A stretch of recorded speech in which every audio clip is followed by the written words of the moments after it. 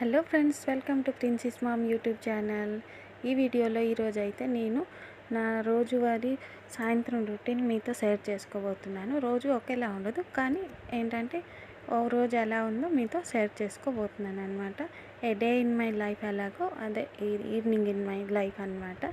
So ముందుగా అయితే సాయంత్రం 6 అవుతుంది అనుకుంటా.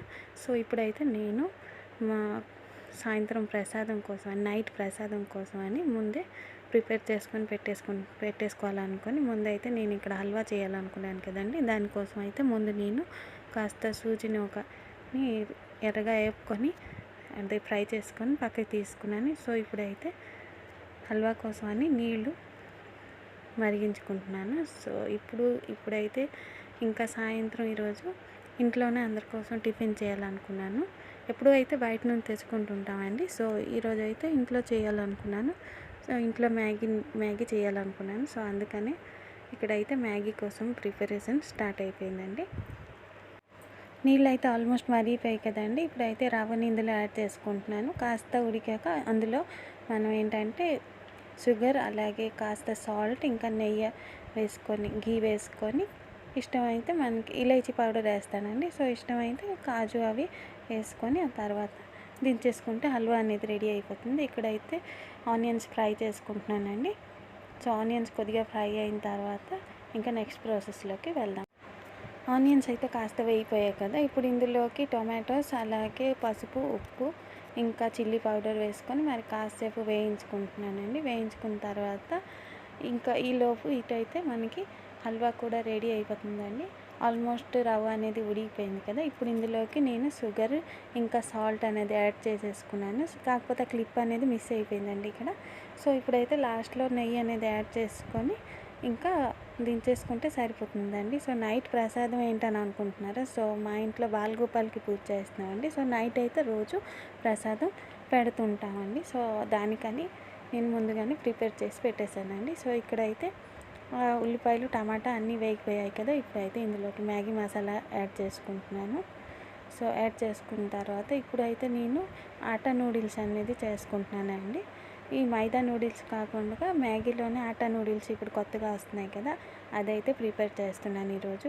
ఇంకా ఇందులోకి వెజిటేబుల్స్ అంటే ఇందాక నేను మధ్యాహ్నం మా పాప కోసం అయితే వెజిటేబుల్ స్టాక్ అనేది చేశానండి. సో ఆ వెజిటేబుల్స్ అన్నీ ఉన్నాయి, అవి ఇందులో యాడ్ చేసుకుంటున్నాను.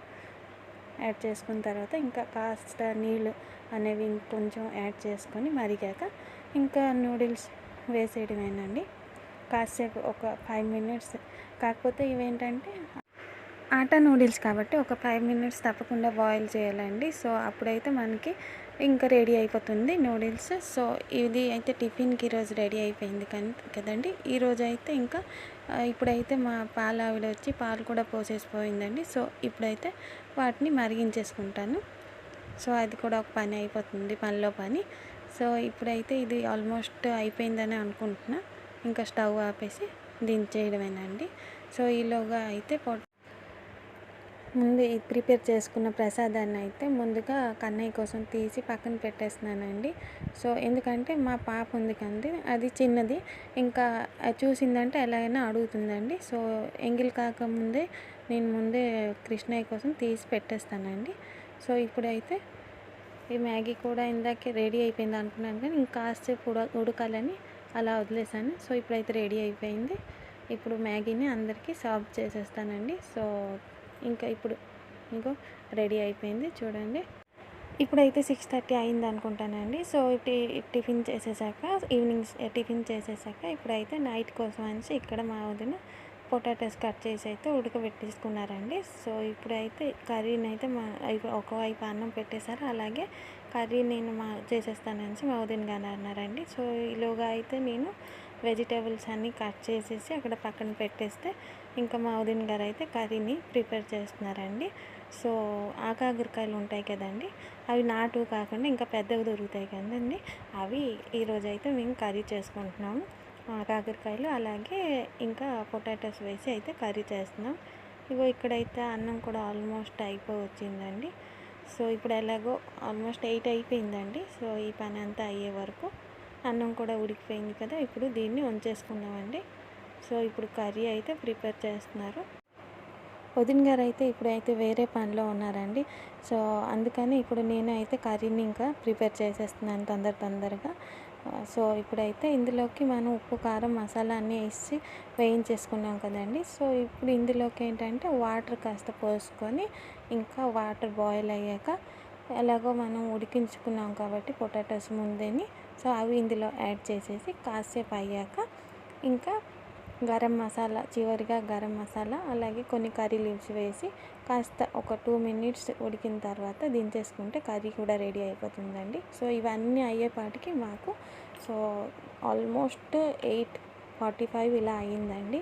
సో ఇలా ఉంటుందండి ఈవినింగ్ రొటీన్ నాది. సో రోజు ఒకేలా ఉండదు, కానీ ఏ రోజు ఎలా ఉన్నా కూడా ఆల్మోస్ట్ నాకు మొత్తం నా పని అంతా అయ్యేపాటికి, వంట అంతా అయ్యేపాటికి రోజు ఆల్మోస్ట్ 8:30 ఇలా అయిపోతుందండి.